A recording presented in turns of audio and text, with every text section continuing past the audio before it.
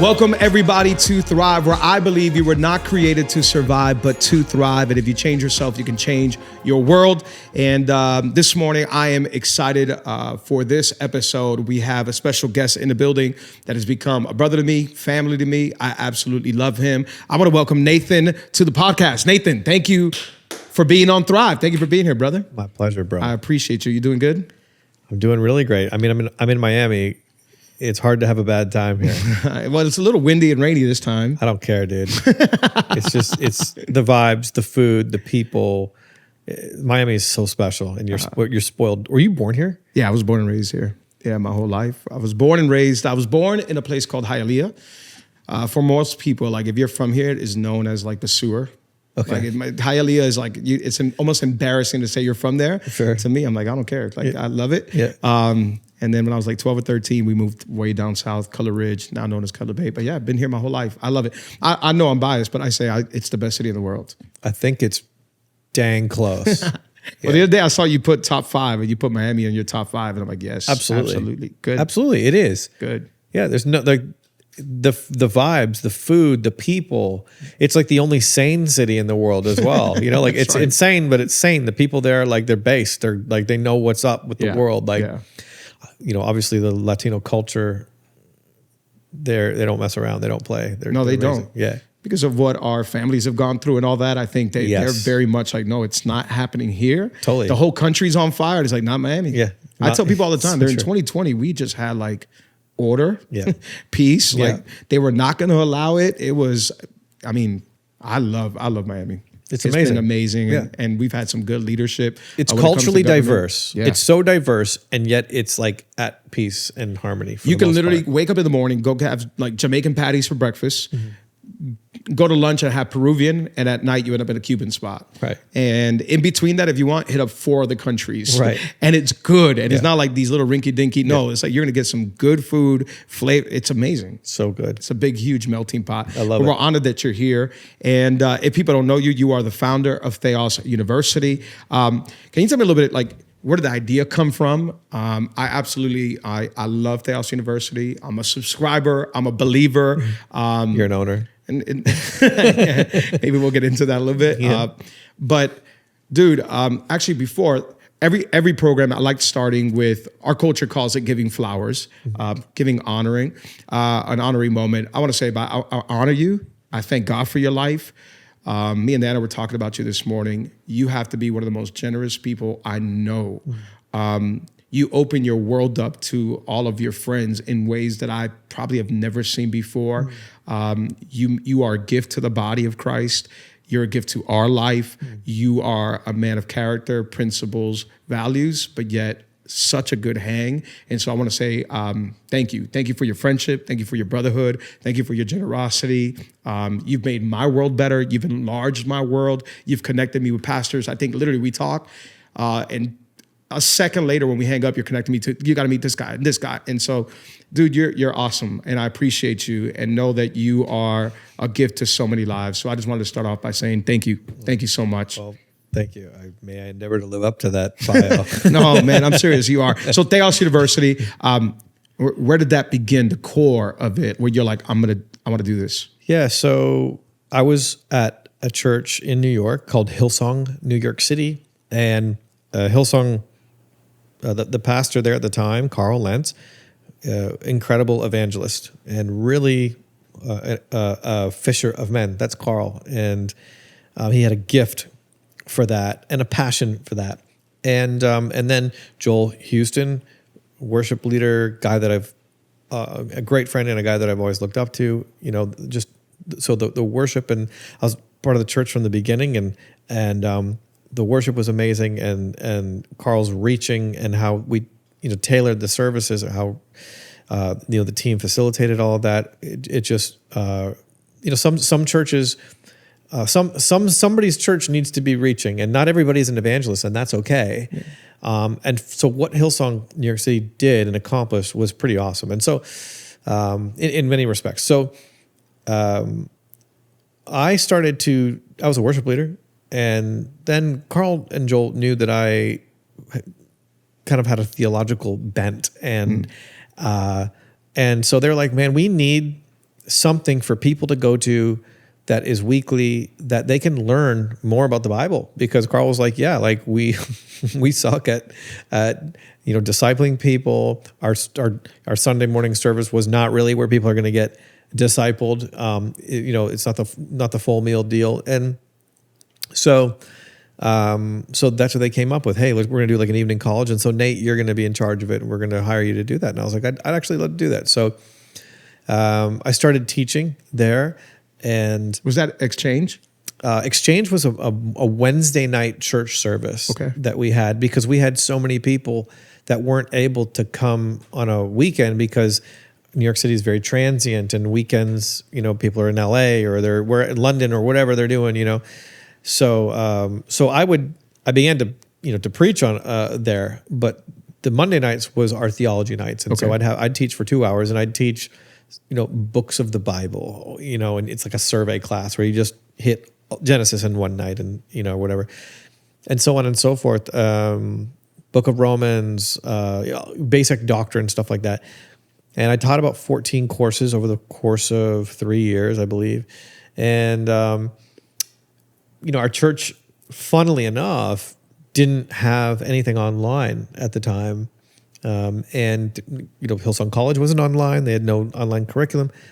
And so when I left Hillsong in 2019, 2018, something like that, fall of 2018, I think. And I moved to California with some friends, that had been a part of that. Joel Houston was one of them. And I decided to put those courses online just because I had a lot of people going, I wish I could come, but, I can't, it's not online. And our church didn't really have a vision to put anything online. So I'm like, hey, I have a vision to put online. I also don't have a job. And so I just recorded them. And then I invited my brother, who was doing something similar at another church in Pennsylvania, to put those on. And then I had some friends, back in Canada, who were just brilliant. One of them's David Campbell, who is like a certifiable genius. And so basically, my passion was I'd love to do Bible college level courses, and they have an academic, feel to them, but like charge like the price of Netflix for people to have access to teaching, like to good, charismatic, conservative theologically, et cetera. And so I began to develop a faculty which I call Dinner for Schmucks. I'm like a collector, and I collect people that you will never know about, like you'd never find, that they wouldn't fit like, for example, David Campbell, like, reads Latin and Greek and German and French, and educated at maybe the greatest theological institution in the UK, did his doctoral studies with Ben Witherington, and he was a student of the great Charles Cranfield. Charles Cranfield had two students. David Campbell was one of them. He wrote the best commentary on the book of Romans ever. So David is like this erudite scholar who went and pastored a church for 25 years in the middle of Canada, in the middle of nowhere, got out of academia. And I'm like, everybody needs to know who this person is. He's a freak. And what he has to offer the church is crazy. But he was pastoring a church of 100 people in the middle of nowhere. And those kind of guys get buried. And what I like to do is find guys like Chris Palmer, who was pastoring a church of 50 in Michigan and is this Greek guru, and he was working on his doctorate, and he's kind of like, and I'm like, so it's Dinner for Schmucks. Hey, I found this weirdo who's a genius. Watch him. You know what I mean? Like Landon McDonald. Like Landon's weird. You know what I mean? He's got a weird mustache, but like, and the book of Leviticus is weird. And when you put Landon and the book of Leviticus together, all of a sudden it's like Ratatouille mixing a grape with cheddar cheese. You know what I mean? It's like this explosion of awesomeness. And now you want to listen to the book of Leviticus because this guy is crazy, funny, and he's going to be talking about his favorite Elliott Smith or Radiohead record while teaching the book of Leviticus. It's like, so I'm a collector. I collect randos. And I like a Dinner for Schmucks. I'm like, I'm bringing this guy to dinner. He's a freak. You're going to love it. That's what Theos U is. The vision is bring in find people who are insane and release them to do their thing. And then you get exposure to that for $15 a month. And I really got the vision for, there's like the passion or the vision for it wasn't just, here's my courses, you can look them online. It was, I had a bunch of friends who were preaching every weekend and they didn't know how to read. And I wanted to resource them and teach them about the Bible. Great. Yeah. But on a Monday night, they had the Hillsong hangover from 8 services on a Sunday morning. They weren't going to come to the exchange. And so I'm like, had them in mind. I'm like, you're broke because you work for our church. You're tired. You're not going to be coming here. You have a preaching schedule. It's pretty hectic and you don't know the Bible all that well. But you want to, and you've never been a reader, but there's something on your life. Yeah. And so what if I create a video curriculum for you guys that will give you, it's just ammo. I'm just giving you boxes of ammo. You shoot that out of your gun. Very good. And I'm just going to supply you with the ammo. And I have all these cats over here who are freaks and they're going to hold your attention because they're idiot savants, heavy emphasis on the idiot part. And it's like my brother Gabe. It's like the same thing. It's like Gabe is the worst human being, but like the greatest teacher ever. Yeah. And so that's kind of what we do. So and I love doing it. Like I love doing it. And that my thing about people is I don't fit the box. I don't fit the mold. I mean, look at me. And I've never fit the mold. I've always felt and like an outsider my whole life, even in grade school. As you were in high school, middle school. Oh yeah, all of it. Like ever since I was a kid, I just realized, like in our home, our family would sing out loud, and you'd sing whatever came to your head. But that wasn't cool in grade 3 and 4. Yeah. You know what I mean? Like you get beat up for that. And so I realized really quickly, I was like my family was different. I was different, and so and then there's that. So and some of this is good social pressures, to learn to to be compatible in society. But I'm a different guy, but I think that did you ever try to change to fit in? For sure, of course, yeah. I tried very hard, but it just never felt right. Yeah, And when do you think you finally broke free? Like I'm gonna be me, and I don't care. I think that I'm always discovering who me is. I don't know who me is. I just know that me isn't necessarily somebody else, so I'm always on that journey of self-discovery, I suppose, but in terms of finding myself, but with respect to being, having strange interests and preferring certain, I'd read romance novels that were written in the 1800s as a 9-year-old. Wow. And I quite enjoyed when Mom would rent the BBC box collection of Sense and Sensibility. You know what I mean? It's like, what's wrong with you? What are you, a fruit? I'm like, no, I just really like Jane Austen and the Brontes. I'm into it. I don't know. It's like it's getting me in here. So I was and I'm a bit wackadoodle that way. So I suppose when I was about 9, 10, 11, I started to go, I'm digging into it. You'd sit with the boys in the lunchroom and talk shop, WCW because you don't want to be hated, and you pick up a hockey stick and you play that, and you'll play baseball and you just do your best, to fit in. And I'm actually quite athletic, or rather surprisingly athletic. Let's not say quite. So I could carry myself, and I played organized sports and stuff. But I'm just I'm a little fruity, I'm a little weird. And so I really embraced it in about the age of 14. Wow. I'm dyeing my hair, but it's because I'm listening to music, and I just fell in love with music, fell in love with Radiohead at the age of 14, Nirvana, 12, 13.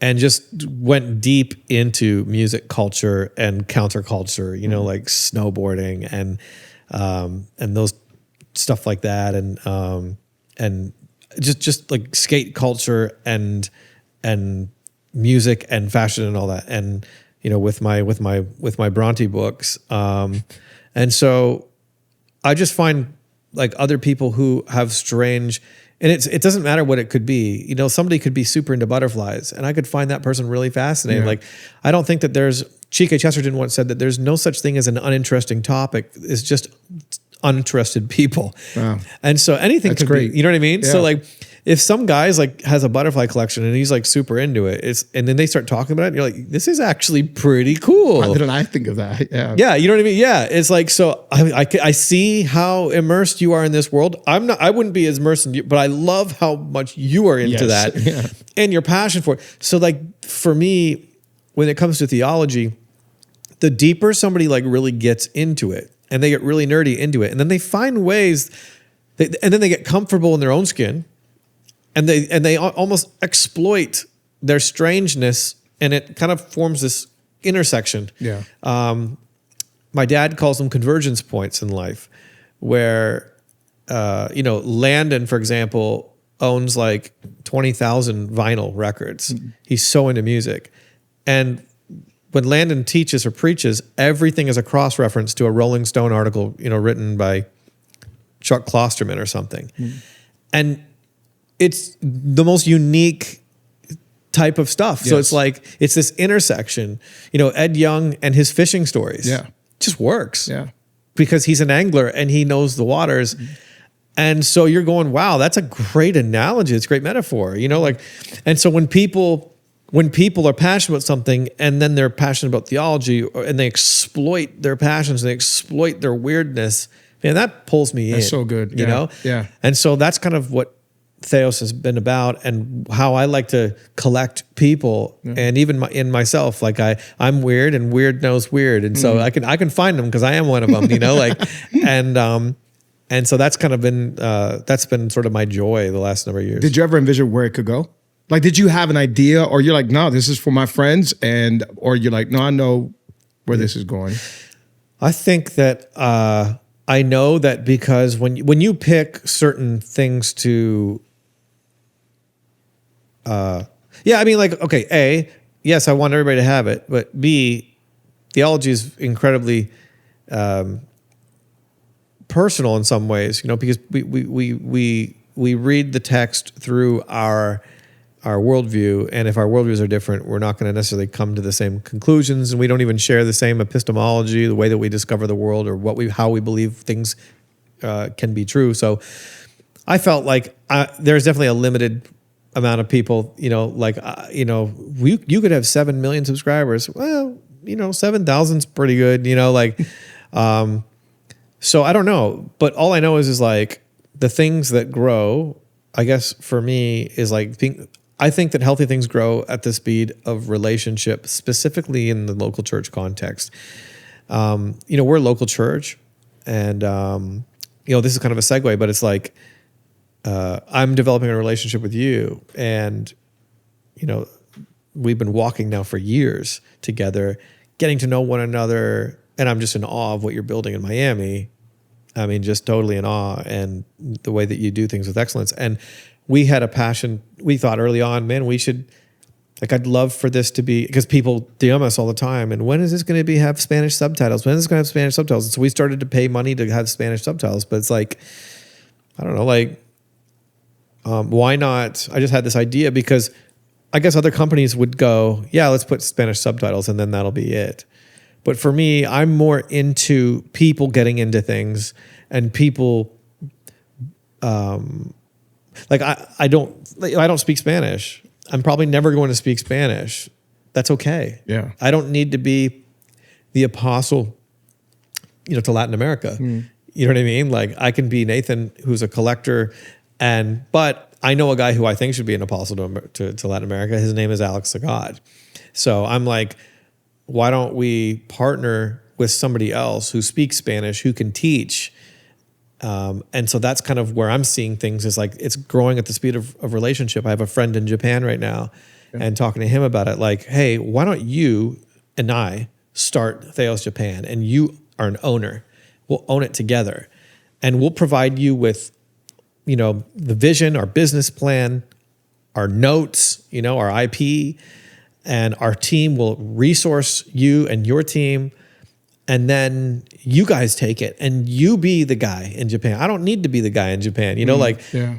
because I think we need more people involved in the kingdom of God, and so I don't want Theos to ever be the Nathan Finochio show.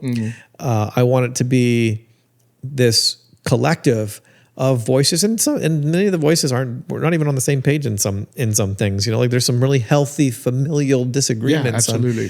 So it's not like a thing where you come and you have to believe this thing. I mean, some people are going to love David Campbell and they're not going to love listening to me, or they're going to love Landon and they're going to hate Chris, or they're going to be a Chris, cult, or Gabe, my brother has a cult following. It's scary. We're concerned about it, but that's kind of my philosophy has always been Theos will always grow at the speed of relationship. So Chris Palmer is going to bring strength to us, and David Campbell is going to bring strength to us. And it's never going to be about me. It's going to be about people that I do life with, and they bring their life and their pizzazz and their wonder. And you and Diana and the team will bring your life and your spark and your wonder. And I'm really excited about Theo Universidad for those reasons. It's like now we have this growing family of people who have a shared value, shared desire to see people resourced, and just we're just making bullets for people that need ammunition. I love it. All over the world. Yeah, no, I love it. I love your heart. I love your generosity. And it's funny because about 5 years ago, we had a friend who was an assistant to a very popular Spanish artist. He invited us to go stay with him in Colombia, Medellin. And we had gone to Colombia multiple times because Diana's family's from there. And when we stay there, we see this culture of young people who, it's not that they don't want God, they don't want some of the bad theology that they've seen. Totally. And we just started getting this passion, and we're like, we got to do something for Latin America. And then you bring up this opportunity, and now to be able to launch Universidad Theos is absolutely wild. And so thank you. Universidad Theos. Yeah, that's right. And how do you say, try me again on the Universidad. I'm saying it like a gringo, obviously. Universidad. One more time. Universidad. Universidad. Versidad. Yeah, there you go. Universidad. Universidad. Universidad Theos. Close? Yeah. Universidad. Yeah, Universidad. I'm going to cuss on this. It's not going to be good. I just want to be not gringo for 5 seconds of my life. Gringo forever. Gringo forever. I'm getting a tattoo this week. I think it's tomorrow. And it's going to be right here, and it's going to say Gringo Forever, but with in the style of Johnny Depp's Winona Forever. I love it. That's gonna be I'm amazing. really excited about it. I'm doing it for you, bro. I love it. That is going to be awesome. I love the thinking because, now Jordan Peterson is doing Peterson Academy, and it's almost the exact same thing. Yeah, they ripped our model off.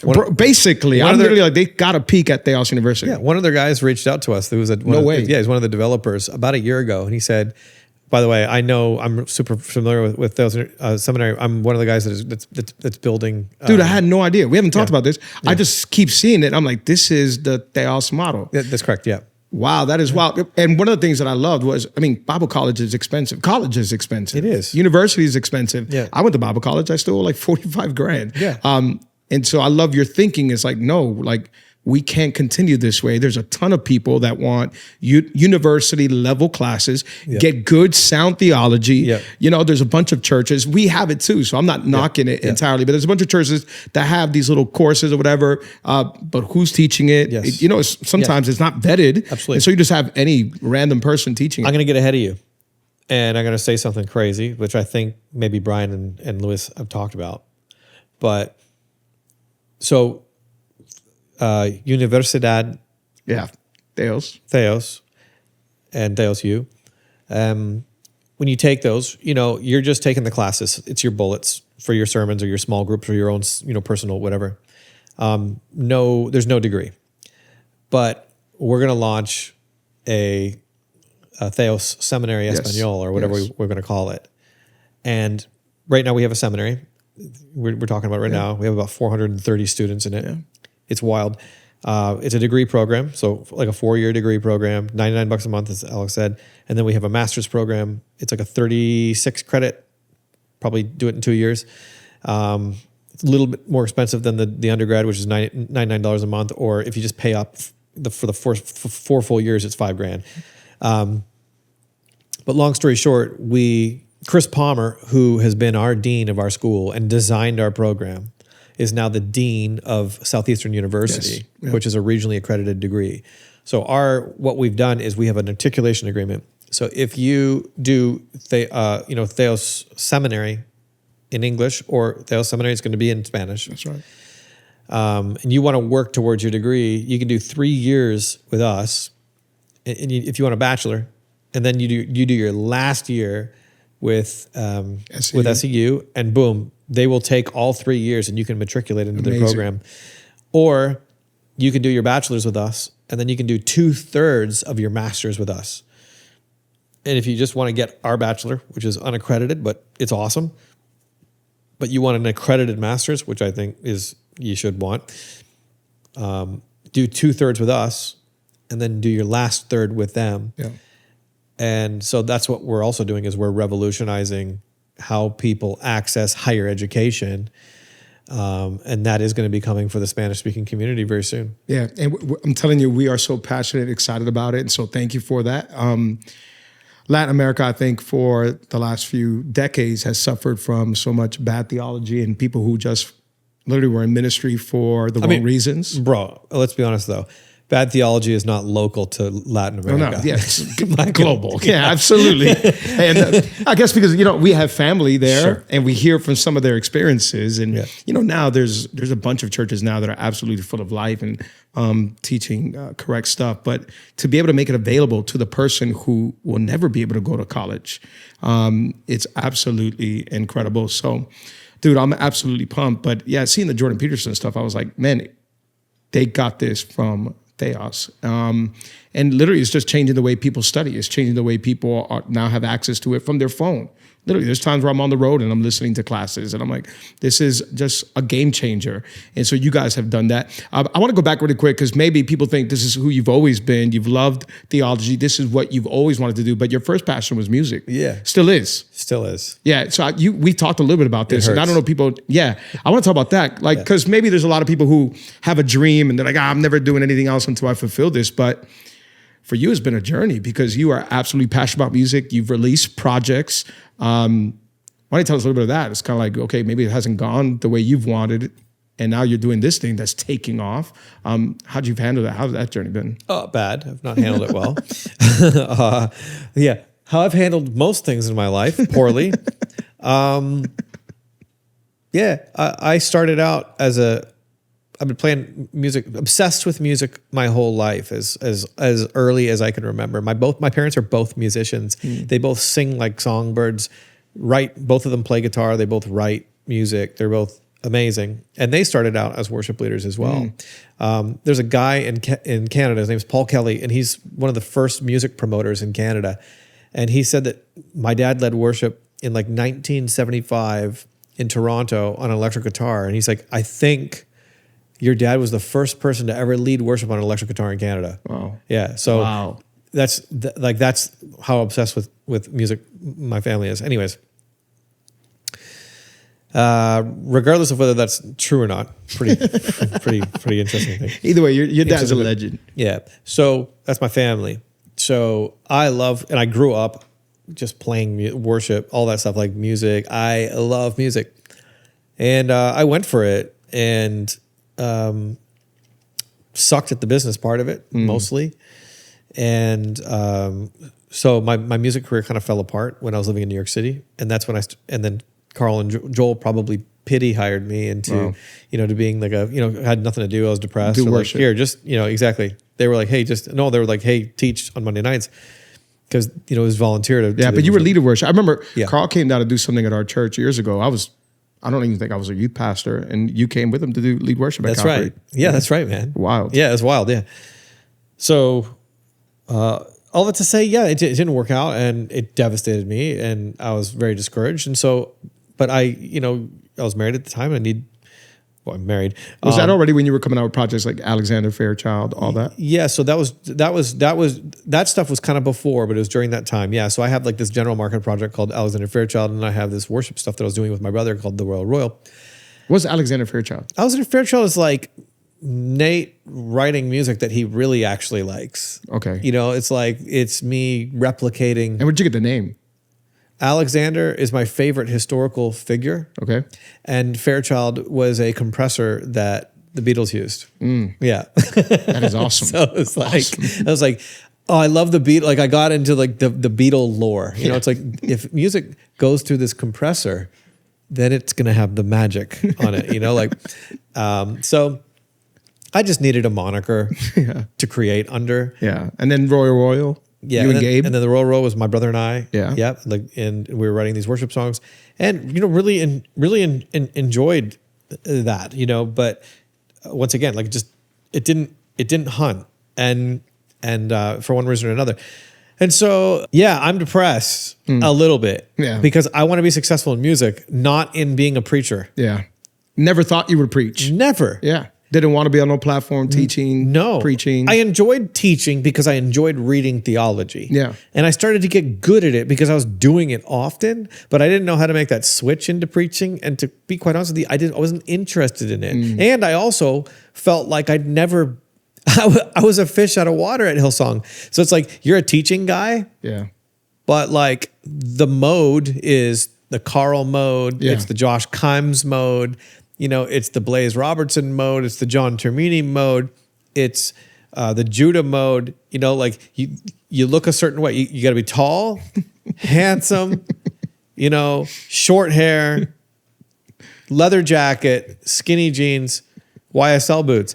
And like, I'm not that dude. Yeah. I'm never going to be that dude. You know, like I'm a grunge boy. You know, like I look a little ratty. I look like I just crawled in from under a bridge. And I like that. Yeah. You know, it's my vibe. And so, and I didn't know how to think the way they did. Do you know what I mean? Like, because I don't think the way that they do. And I didn't like the 3-point thing. And I don't have anything, there's nothing wrong with that. You know, like in fact, it works. It actually really works. That's why people come to their churches. You know, it's like, because most people, 90% of people are going to be like, they're going to connect with that. I don't think that way. And so I was really insecure that I would just go up and crap the bed if I ever preached, because if I preached, people aren't going to like me because my friends didn't like me in lower school and elementary, and they didn't like me in high school. And you know what I mean? Like, so, and in college, I was like, you know, it was hit or miss. So I don't think people are going to like me. I'm just a bit, you know, so, but Carl started to make me, he's like, hey, I actually, like, we need somebody to speak. So you need to speak. And so I'm like, okay. So I did exchanges. I did you know, And then he's like, you're preaching on a Sunday. And I'm like, you gotta be kidding me, dude. Wow. Like, Wow. I'm like, Carl, it's going to be bad. You know, well, I'll determine that. I'm going to help you with your sermon. Okay. Help me with my sermon because I don't want it to be bad. So you better freaking help me with my sermon. And he helped me, gave me his template, but it was his template. Yeah. You know, but he gave me a lot of like, he's like, Nate, this is just a template, but I'll say this about Carl Lentz. Carl Lentz and Richie Wilkerson Jr. really, really encouraged me to be me. In fact, everybody else had to do offerings for 2 minutes. Everybody else. I was allowed 4 minutes. Wow. He's like, when you get up, you get 4 minutes because I want you to teach. He's like, so you know, so he catered, he created a new rule for me because I was unique, not because I was better. Yeah. It was just because I was Different. Yeah. And that's one of Carl's strengths. And I really have him to thank for a lot of things. And Richie was just like, you'd be you. I remember asking Richie once, I was in the back of his Jeep, and him and DC were driving. We were in Fort Lauderdale. I had this old apartment there. I don't know how to preach. I don't know how to preach. He's like, Nate, he's like, you know, the idiot that you are in the back of my Jeep right now? We're just laughing and you're making us pee in our pants. You just have to bring that Nathan onto your thing, you know? And I'm like, wow.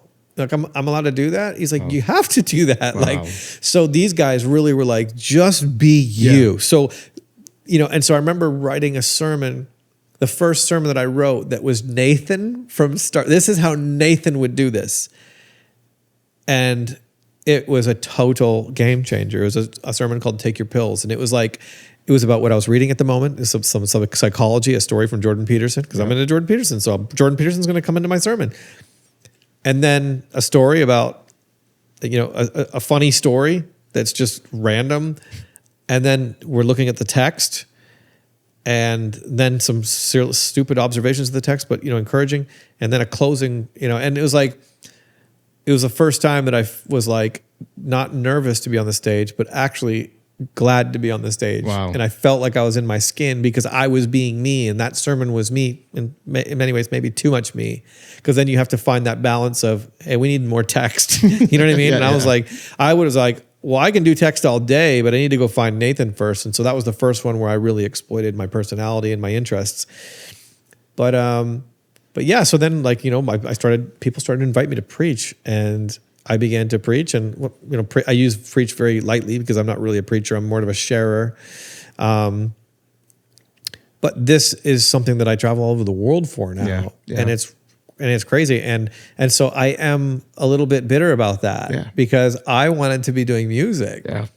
I went to a show last week in Nashville, and I was like watching this guy who is an amazing artist, McGee, and I'm like, I want to be doing what he's doing, and I want to, and I'm so jealous, but I have to be doing this. Wow. And it still hurts. Yeah. And maybe that'll change one day. Maybe I'll be doing that. But right now, this is what I'm doing, and this is I have to say yes to it, and I have to be faithful to it, and that's hard sometimes. Yeah, I think there are people who, unless God allows them to do what they want, they will never be able to move forward. But I think just hearing you out, and you shared stories how you've literally said, okay, if I never do this again, I'm going to try. I'll keep doing this, but I'm going to be faithful with the doors that God is opening in my life now. Yeah. And I think there's something to that that's absolutely powerful because God honors that. I think God honors that. God breathes on that. And it's literally like, just give me your dreams. Yeah. It's not your will. It's my will. Yeah. And absolutely. If we're not careful, Western Christianity is all about our will. Yeah, you're absolutely right. I think one of the hardest things now, and this is actually interesting, I have become, maybe, I'm working through this. I think I'm better, but I had become so bitter against music, a thing that I love because it didn't work out, that it's been hard for me to make music again. Wow. Because I'm hurt, I'm hurt. And then what happens is because you're hurt, you stop writing, you stop playing. Yeah. That thing just reminds you of, you know what I mean? You become scared. And recently, one of my best friends in Australia invited me out to help with his record. And he needed help. And he was thinking, well, Nathan is, he considers me to be good at what I do. And I consider me to be crap at what I do.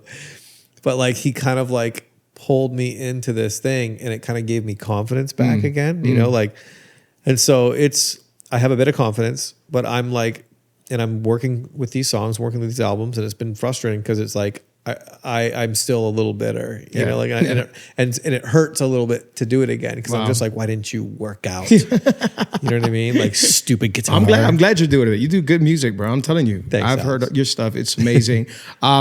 We'll start to land the plane, but 8 years, Hillsong, New York. 8 years. What were some of the biggest things you learned that you're that's now helping you with the LSU, leadership stuff? Yeah. I just laugh because there's just so many great memories. And I think that Hillsong Church and Carl Lentz did some really, really good things. I think that empowering people is always a good thing. Yeah. Carl's strength as a leader, his number one strength as a leader was releasing people to do stuff. So he was perhaps too generous with the pulpit. You know what I mean? Yeah. He'd just get guys up there, and he really believed in them. And all the guys that he got up there, they're all serving God, and they're all planted churches. And beautiful. So it's pretty incredible. Yeah. So he gave that platform away to really good people. He was able to tell. So I want to continue that tradition in my life. I want to be super Carl was also a great connector of people. This isn't just Carl Joel's the same way, they both were this way. connecting people and generous with, you need to meet this dude. You need to meet this dude. So I that was something I really loved. I think one of the things I learned about New York was like, it was the people. It wasn't even necessary. It stopped being about the thing that we were doing, and it started to be more about my friends that were doing it. And I just wanted to be at church and see my friends. And I think that's a good reason. Yeah. You know what I mean? Like, I just love, Chris Davenport, who leads worship at our church now at Holy Saints. He was the creative pastor in New York. And I love Chris to death. And we disagree on so many things. Yeah.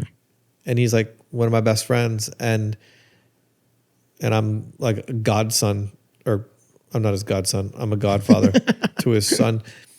And it's just one of those things where I just learned about having relationships with people that I disagree with, but I love intensely. And that church was really good for that. I mean, you're living in New York. Obviously, there's going to be a lot of disagreement about different things. Yeah. But I think right now, we just touched on, it's evident in your life. I've seen you stand up for things that I think are absolutely necessary. You're extremely vocal on a lot of issues, and I think it's absolutely vital in the times that we're living in. But yet, it's not that you dislike or hate. You still are a bridge builder, and you just want to make sure we all just get thinking. And that's one of the things I absolutely love about you. You push people to think, and Christians should be thinkers. And I'll never forget, I had a conversation with you, I think it was 4 years ago, and you started talking on that, on how Christians have stopped thinking. And we just take in information and just go with whatever somebody says, especially at the day and age now and younger generations. But dude, I'm grateful for your life. I'm thankful for your life. Thank you for all that you've done. Thank you for all that you continue to do. Thank you for your generosity. If we could finish with one note, the biggest win of the modern day church right now, something that we are absolutely crushing, the church globally, that you say, let's keep doing this. Yeah.